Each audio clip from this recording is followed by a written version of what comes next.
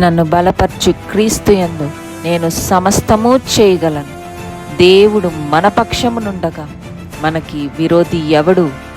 Amen, amen. Thank you Jesus, thank you Lord. So ప్రకటన గ్రంథం 2వ అధ్యాయం మనం 25, 26 వచనాలు చదువుకుంటున్నాం. ఒకసారి మరలా చదువుకుందాం. ఎవరైనా చదవండి.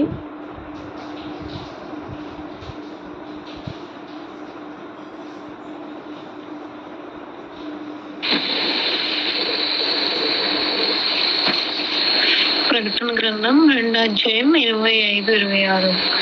నేను వచ్చే వరకు మీకు కలిగి ఉన్న దానిని గట్టిగా పట్టుకునుడి.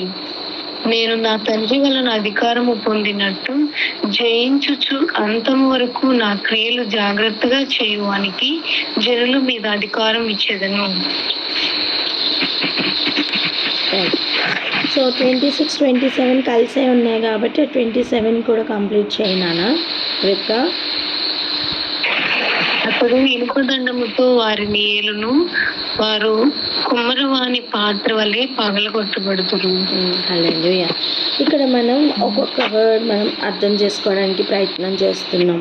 ఇక్కడ చూడండి, నేను వచ్చు వరకు మీకు కలిగి ఉన్న దాన్ని గట్టిగా పట్టుకొనిడి.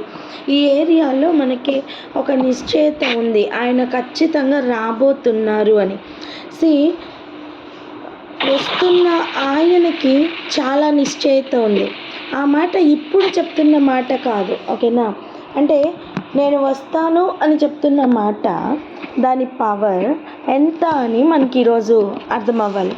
మనం గడిచిన కాలంలో అంటే నన్ను పొడిచిన వారు కూడా చూస్తారు అని ఆయన చెప్తున్నప్పుడు మనం విన్నాం కదా.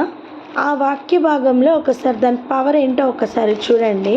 దానికి కనెక్టెడ్గా ఉన్న వాక్య భాగాల్లో అంటే మత్తయి సువార్తలో ప్రధాన యాజకులు ఒకసారి అడుగుతున్నారు యేసు ప్రభువుని, ఆయన్ని చంపడానికి ప్లాన్ చేస్తున్న సమయం, ఆయన పట్టి నిష్కారణంగా ఆయన ఏదో రకంగా చిక్కుల్లో పెట్టాలని ప్రయత్నం చేస్తున్న సమయం, వారు అడుగుతున్న ఒక మేజర్ క్వశ్చన్ అండ్ ఆయన నోటితో ఒప్పించాలని ప్రయత్నం చేస్తున్న ఒక మేజర్ క్వశ్చన్.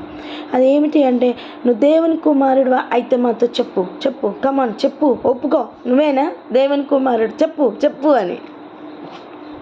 దయ్యాల దగ్గర నుండి ప్రధాన యాజకుల వరకు ఇదే గోల.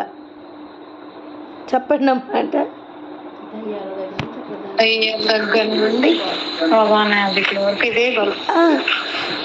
మత్తయి సువార్త స్టార్టింగ్ నుంచి కూడా ఆయన ఇంకా ఆ ఊర్లో అడుగు పెట్టక ముందే ఎదురు పడితే, నువ్వెవరో మాకు తెలుసు అని.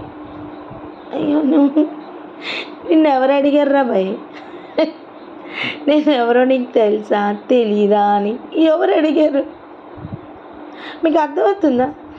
యేసు ప్రభు వారు భూమి మీదను ఆకాశంలోనూ సర్వ అధికారములు పొందారట. పొందడానికి వచ్చినప్పుడున్న తంతు నేను చెప్తున్న మాటలు కొంచెం అర్థం చేసుకోండి. ప్రకటన గ్రంథంలో ఆయన మాట్లాడుతున్న అధికారం యొక్క మాట, ఆయన పూర్తి అధికారం పొందకముందు మత్తయి సువార్తలో 27వ అధ్యాయంలో ప్రధాన యాజకులు మాట్లాడుతున్న మాట, ఆయన పూర్తి అధికారం పొందకముందు. ప్రకటన గ్రంథంలో మాట అధికారం పొందిన తర్వాత. మత్తయి సువార్తలో మనం వింటున్న మాట అధికారం పొందకముందు. మరి ఈ అధికారం ఎక్కడ పొందారు అంటే, ఆయన సిలువ మరణం తర్వాత జయించి, మరణాన్ని జయించి లేస్తున్న సమయం, లేచి తిరిగి కనపడి ఆరోహణం అయిపోతున్న సమయం ఆయన డిక్లేర్ చేశారు, భూమి మీద ఆకాశంలోనూ పూర్తి సర్వ అధికారం అనుగ్రహించబడింది అని. ఆమేన్. అర్థమవుతుందా? సో ఒకసారి చూడండి, ఆ ఏరియాకి వెళ్దాం. మత్తయి సువార్త 26వ అధ్యాయం 63, 64 వచనాలు ఒకసారి చూడండి. ఈ ఏరియాలో మనం ఒక మాట నేర్చుకొని మనం ముందుకు వెళ్ళిపోదాం. అందుకు ప్రధాన యాజకుడు ఆయనను చూచి, నీవు దేవుని కుమారుడివైన క్రీస్తువైతే ఆ మాట మాతో చెప్పుమని జీవము గల దేవుని తోడని నీకు ఆనబెట్టుచున్నాను అనెను. ఇలా అడుగుతున్నాడా? అవునన్నా తట్టుకోలేడు, కాదన్నా తట్టుకోలేడు.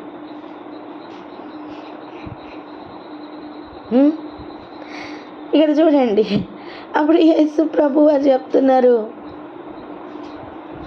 నీవన్నట్టే అనగానే ఇది ఇంకా యేసు ప్రభు వారు ఇంకొక వర్డ్ అన్నారు. మనం అదే చూడాలి. 64th verse స్కిప్ చేసి 65 చదవండి.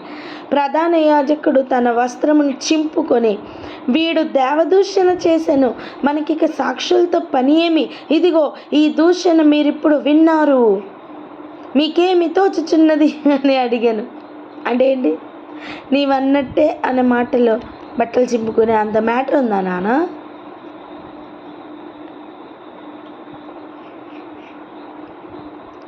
అదే ఏమన్నా తెలుసు, ఆయన అవునన్నా తట్టుకోలేడు, కాదన్నా తట్టుకోలేడు.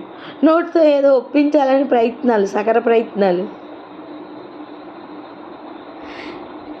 ఎందుకు ఈ మాటను మెన్షన్ చేస్తున్నాను తెలుసు? ఆయన జయించిన లెవెల్ ఈరోజు మనకు అర్థం అవ్వాలి. ఇక్కడ చూడండి, యేసు ప్రభు వారు 64వ వచనంలో ఒక మాట అంటారు, ఇది మొదలుకొని మనుష్య కుమారుడు సర్వశక్తుని కుడి పార్శ్వమున కూర్చుండుట. హల్లెలూయా. ఏమండి, తండ్రి అయిన దేవుని కుడి పార్శ్వమున అనొచ్చు కదా. ఇప్పుడు మా డాడీ పక్కన కూర్చోవడం వేరు, ఈ కంట్రీకి ప్రైమ్ మినిస్టర్ పక్కన కూర్చోవడం వేరు, అవునా? అలా నా తండ్రి కుడి పార్శ్వమున అనట్లేదు, ఇక్కడ సర్వశక్తి మంతుని కుడి పార్శ్వమున అంటున్నాడు. అంటే ఏంటి? దాని పక్కన ఇంకొక సింహాసనం అంటే సంథింగ్ ఈ షేరింగ్, అవునా? ఆయన రాజ్యము, శక్తి, అధికారం, బలం అన్నీ కూడా షేర్ అవుతున్న ఒక సింహాసనం. యేసుప్రభు వారిని ప్రధాన యాజకుడు అడుగుతున్న ప్రశ్న, నీవు దేవుని కుమారుడైన క్రీస్తు అయితే నాతో చెప్పు. యేసు ప్రభు వారు నేను దేవుని కుమారుడిని నిరూపించుకోవడానికి ప్రయత్నం చేయట్లా. జరగబోతున్న 2 మేజర్ ఇన్సిడెంట్స్ చెప్తున్నారు. ఏంటేంటి తెలుసా? ఒకటి, సర్వశక్తుని కుడి పార్శ్వమున కూర్చోవడం. 2, ఆకాశ మేఘారూఢుడై రావడం. ఆయన జీవితంలో, ప్రపంచ చరిత్రలో జరగబోతున్న 2 మేజర్ ఇన్సిడెంట్స్ని ఆయన చెప్తున్నారు. నేనేమన్నా తెలుసా? యేసు ప్రభు వారు నేను ఖచ్చితంగా జయిస్తాను అని నిశ్చయితతో పలుకుతున్న మాటలు అవి.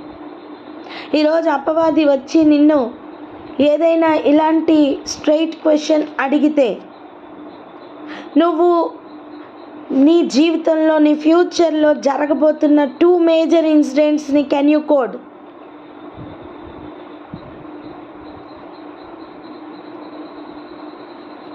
ఆ యేసు ప్రభు పక్కన ఇంకొక సింహాసనాలు ఉంటే దానిలో నేనుంటానన్న నిశ్చయత ఈరోజు నువ్వు కోట్ చేయగలవా? అండ్ ఆయన కోట్ చేస్తున్న ఇంకొక మాట, ఆకాశ మేఘారూఢుడై వచ్చుట. ఈరోజు నేను అడుగుతున్న ఒక ప్రశ్న, అలా మేఘారూఢుడై ఆయన వచ్చు సమయం, ఆయనతో పాటు ఉంటాననే నిశ్చయతను కోట్ చేయగలవా?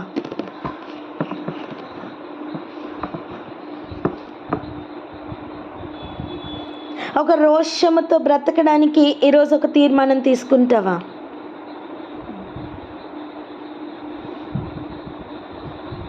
ఎవరు ఆయనతో అలా వస్తారు? హతసాక్షులైన వారు ఆయనతో అలా వస్తారు.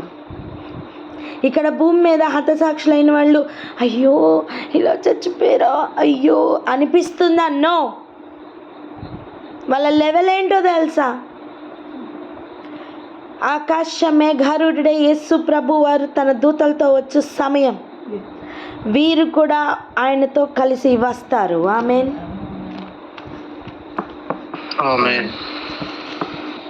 నీవు దేవుని కుమారుడు అయితే చెప్పురా అని అడుగుతుంటే ఆయన నేను దేవుని కుమారుడినో కాదో అప్పుడు చూడరా అనే ఫీల్ అందులో కనిపిస్తుంది. మీకు అర్థమైందా? ఇప్పుడు నేను దేవుని కుమారుడినే అని ఒప్పించడానికి ప్రయత్నం చెయ్యకు. నీ ఫ్యూచర్లో టైం ఉంది నాన్న. ఇక్కడ చూడండి,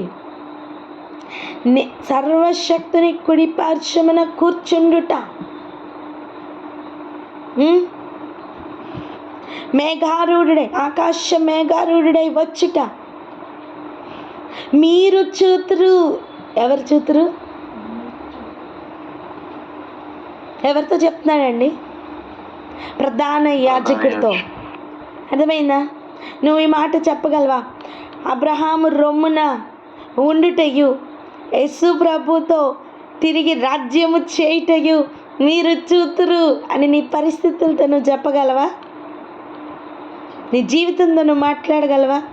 నిన్ను ఛాలెంజ్ చేస్తున్న సిచ్యువేషన్స్ కొన్ని చెప్పగలవా? ఫస్ట్ నీకు తెలుసా ఆ విషయం? ఉందా అనిశ్చయత? లేదా ఇక్కడి నుంచి తెచ్చుకో. ఆ రోషంతో బ్రతుకున్నానా? యేసు ప్రభుని వారు ఆ పీక్ మూమెంట్స్లో ఆయన చంపుతారని ఆయనకి తెలుసు. ఆయనేం తక్కువగా ప్రిపరేషన్లో లేరు తెలుసా. యుగాల నుంచి ప్రిపేర్ అయి ఉన్నారు. నేను అంటాను, ఇది యుగముల అంతమంది జరుగుతున్న కాన్వర్జేషన్. ఆ మాటకు వస్తే నేను అంటాను, ఐగుప్తుల నుంచి బయటికి వస్తున్న సమయం పస్కా పండుగను ఆచరించడం అలవాటు చేసిందే ఈ రోజు కోసం. ఆమేన్ చెప్పండి. గొర్రెపిల్ల యొక్క నిర్దోషత్వాన్ని పరీక్షిస్తున్న సమయం, సింబాలిక్గా ఉన్న డేసే ఈ డేస్. ఆయన ఫేస్ చేస్తున్న ఈ డేస్. ఆయనకి తెలుసు ఆయన ఏమవ్వబోతున్నారో. He's not worried, he's not bothered. ఎందుకంటే రాబోతున్న మహిమ, పొందబోతున్న మహిమ, ఆయన పొందబోతున్న అధికారం ఎట్టిదో ఆయనకి తెలుసు. ఆయన ఎదురుగుండా నించుని ఒక ముద్దాయి వలె చేసి అడుగుతున్న వారితో చెప్తున్న ప్రశ్నకి సమాధానం, నువ్వు దేవుని కుమారుడివా కాదంటే మీరు చూస్తారు నేను దేవుని కుమారుడినో కాదు. ఆ లెవెల్ ఒకసారి చూడండి. ఎందుకు ఈ ఏరియాకి వచ్చామో తెలుసా? ఇప్పుడు రండి మనం ప్రకటన గ్రంథంకి వెళ్దాం.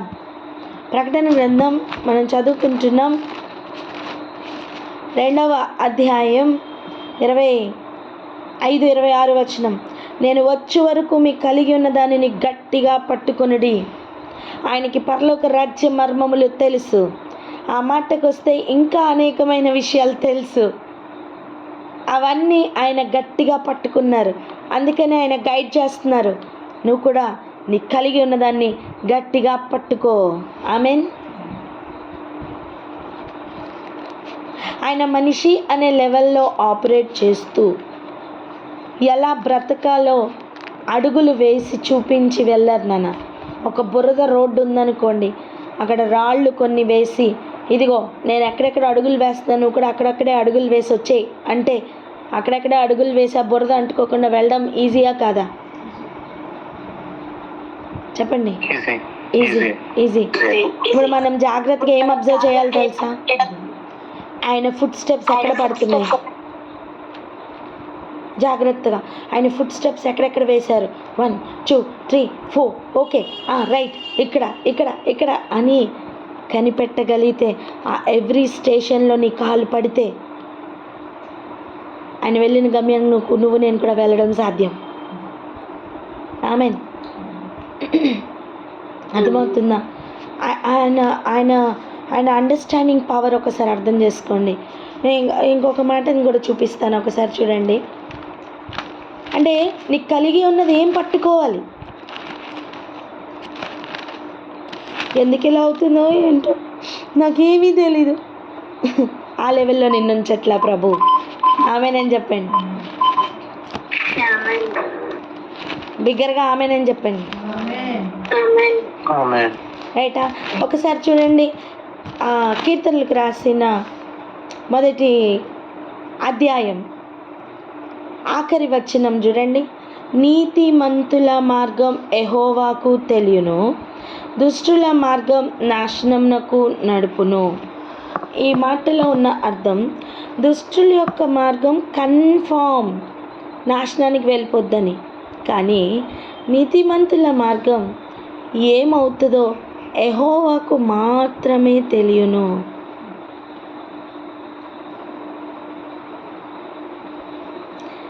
అంటే లైఫ్లో దుష్టులు అనే జాబితాలోకి వెళ్ళిన వాళ్ళు ఎలా నాశనం అవుతారు అనేది బైబిల్లో చాలా క్లియర్గా రాశారు. కానీ వాట్ నెక్స్ట్ అనేది యెహోవాకే తెలియనట. అది రివీల్ అవ్వలేదు. యుగ యుగాలు దేవునితో ఉంటారన్నారు. In what position, next what is the mission, ఇవేవి బయలుపరచలేదు నాన్న. యుగ యుగాలు రాత్రింపగళ్ళు పళ్ళు కొరుక్కోవడం మెన్షన్ చేశారు, కాలిపోవడం మెన్షన్ చేశారు, చీకటి మెన్షన్ చేశారు, అగ్ని గంధకాలు మెన్షన్ అయ్యాయి. మరణం యొక్క గమ్యం మనకి తెలుసు, మృతుల లోకం యొక్క గమ్యం రెండవ మరణం తెలుసు, దుష్టుల యొక్క గమ్యం రెండవ మరణం అది కూడా తెలుసు.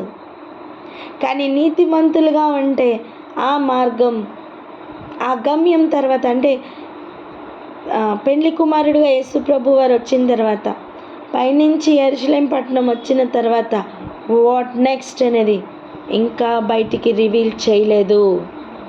ఆమేనని చెప్పండి. అర్థమైందా? అందుకే నువ్వు దేవుని కుమారుడువా అని అడుగుతున్నప్పుడు కూడా ఆయన ఇస్తున్న డీటెయిల్స్ అక్కడ వరకే ఇచ్చారు.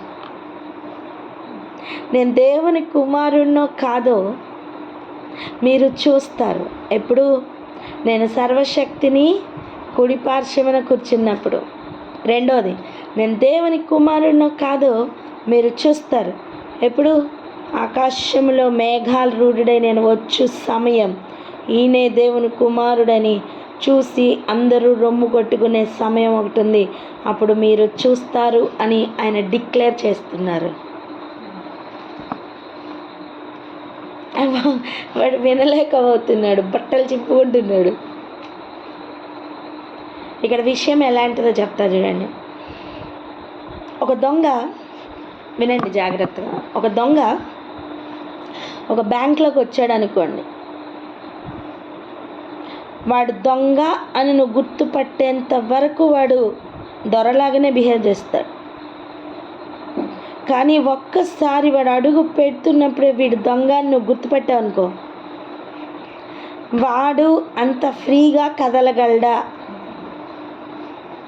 అక్కడ మోసం చేయగలడా, నార్మల్ బిహేవియర్ అక్కడ వాడు చూపించగలడా? అర్థమైందా? లోపలికి రాకముందే ఒక మిషన్ మైండ్లో ఉన్నవాడు వాడి కదలికలను బట్టి వాడు ఎవడో చెప్పచ్చు. లోపలికి వచ్చే ముందే అప్పు తీసుకోవడానికి వస్తున్న వాడి ఫేస్, వాడి ఫీలింగ్స్ ఒకలాగుంటాయి. లోపలికి వస్తున్నప్పుడు అసలు బ్యాంక్ అంటే ఏమో తెలియని నాలాంటి వాళ్ళ ఫేస్ ఒకలాగుంటుంది. ఏం చేయాలో తెలియక కంగారుగా బిత్తర చూపులు చూసుకుంటూ ఎక్కడేముందో తెలియకుండా. నీకు అర్థమైందా? అలా వచ్చి అంటే నేనేమన్నానంటే, కానీ ఒక దొంగ అలా కాదు, he has a mission. Already దొంగిలించడానికి డిసైడ్ అయ్యి వచ్చాడు. లోపలికి వచ్చిన తర్వాత వాడి కదలికలు, వాడి యాటిట్యూడ్, వాడి మాటలు అన్నీ అబ్జర్వ్ చేయండి, ఖచ్చితంగా తేడా ఉంటాయి లేదా?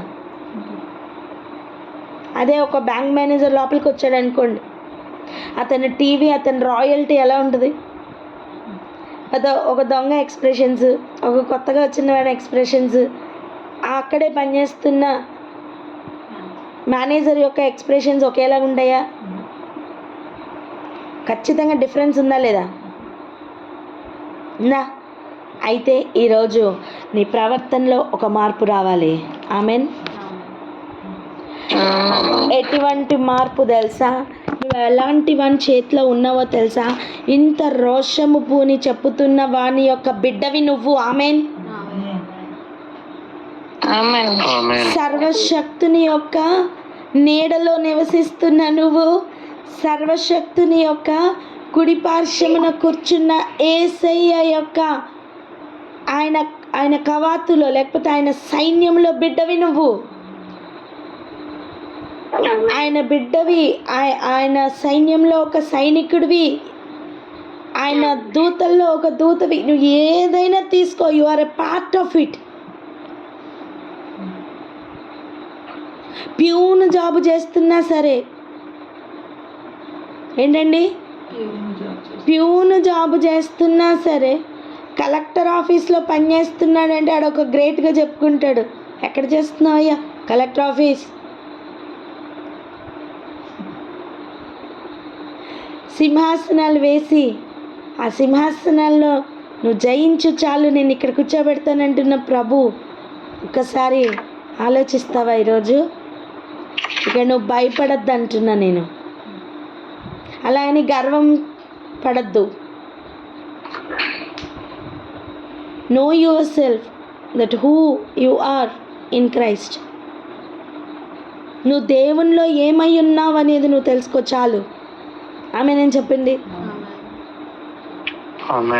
అర్థమవుతుందా? ఇప్పుడు చూడండి, నీకు కలిగి ఉన్న దాన్ని గట్టిగా పట్టుకో అంటే ఫస్ట్ నీకేం కావాలి? నువ్వు ధైర్యమును కలిగి ఉండాలి. ఆమె నేను చెప్పింది. పిరికి వారు దేవుని రాజ్యానికి వారసులు కాదు నాన్న. ధైర్యమును, నిరీక్షణతో కూడిన ఉత్సాహంతో కూడిన నిరీక్షణను తుదమట్టుకు చేపట్టిన ఎడల మనమే ఆయన ఇల్లు. అర్థమైందా? సో ఇప్పుడు ఏం పట్టుకోవాలి మనం? ధైర్యమును పట్టుకోవాలి. ఈరోజు అట్టి ధైర్యం లేదా? ప్రభువుని అడుగిస్తారు. ప్రధాన యాజకుడు అప్పగించుచున్న ప్రధాన యాజకుడు ఎదురుగుండా నించుని రాబోతున్న కార్యములను చెప్పుతున్న ధైర్యం నీకు కూడా వస్తుంది. ఆమెన్. నువ్వేమవ్వబోతున్నావు నువ్వు అర్థం చేసుకో. అమ్మో ఇప్పుడు ఎలా అని కంగారు ఉండదు. ఇలా అవుతుందా? Okay, I know what next. ఈ ఫీల్డ్లోకి వెళ్తావు. ఆమెన్ అని చెప్పండి అమ్మా. ఈ రోషం కావాలా వద్దా? ఇది దేవునిని మన నివాసం చేసుకుంటే, అంటే మనలో ఆయన ఉండడానికి మనం అనుమతిస్తే కలిగే ఒక ధైర్యం. ఆమెన్. ఈ ధైర్యం కలిగి ఉన్న వానిని అపవాది టచ్ చేయలేడు. ఏం చేస్తాడు తెలుసా? బట్టలు చింపుకొని ఎడుతాడు.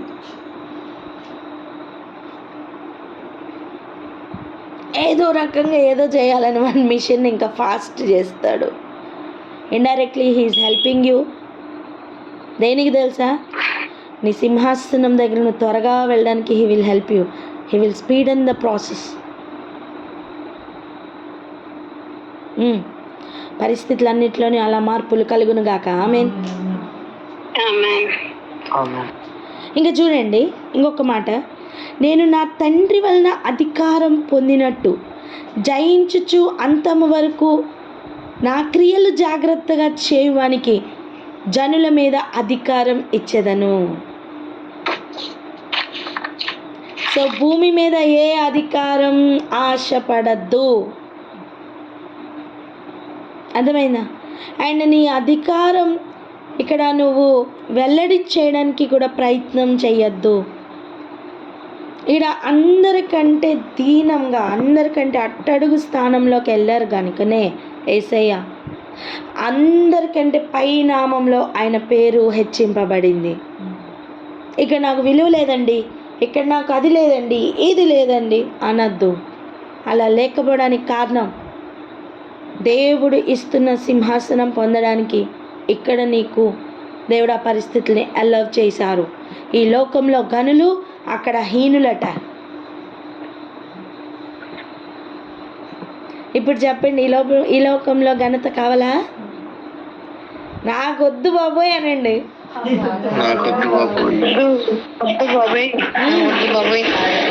అర్థమైందా? ఇంకొక మాట 28వ వచనం చూడండి. మరియు అతనికి వేకువ చుక్కను ఇచ్చేదను. చెప్పండి, ఏమి ఇచ్చేదను? వేకువ చుక్కను. బాబోయ్, అక్కడికి వెళ్ళినా సరే మళ్ళీ వేకువ చుక్క మనల్ని వెంటాడుతుందా? వేకువ చుక్క, తేజో నక్షత్రమా, అమ్మా చెప్పనా? ఆ వేకువ చుక్క కాదు ఇది. అర్థమైందా? అక్కడ ఈ వేకువ చుక్కకి ప్లేస్ లేదు. ఆమెనేం చెప్పరే? అర్థమైందా? మరి వేకువ చుక్కని ఇస్తానని చెప్తున్న లెవెల్ ఏంటి? దీన్ని రేపు చూద్దాం. ఇక్కడ ఆగి ప్రార్థన చేసుకుందాం. ఎవరు చేస్తారు? కరుణ ప్రేయర్ చేయనా?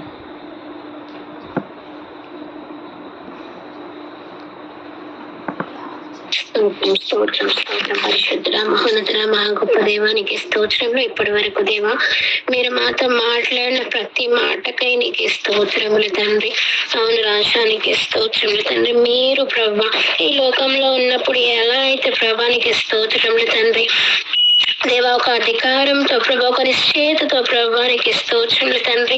తండ్రి కుడిపారుషున కూర్చుంటాను, తిరిగి వస్తానని ఎలా అయితే దేవానికి స్తోత్రములు తండ్రి బోల్డ్ గా ప్రభా మీరు ప్రకటించారో, మేము కూడా అదే రోషముతో ప్రభానికి స్తోత్రములు, అదే రోషము కలిగి ప్రభానికి స్తోత్రములు తండ్రి.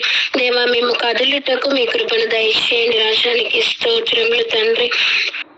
అవును ప్రభానికి వందనాలు, స్తోత్రములు తండ్రి. ఆ రోషముతో మేము బ్రతకాలి ప్రభా. మా ఎవ్రీ యాక్షన్ ప్రభా, ఎవ్రీ మూమెంట్ కూడా ప్రభానికి స్తోత్రములు తండ్రి.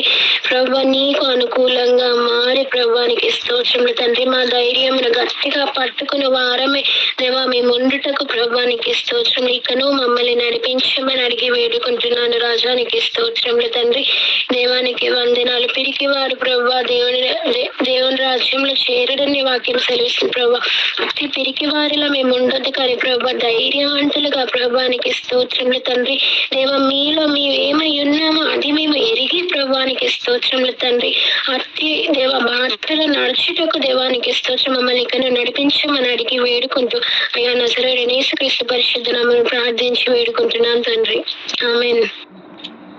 ఆమేన్. ఆమేన్.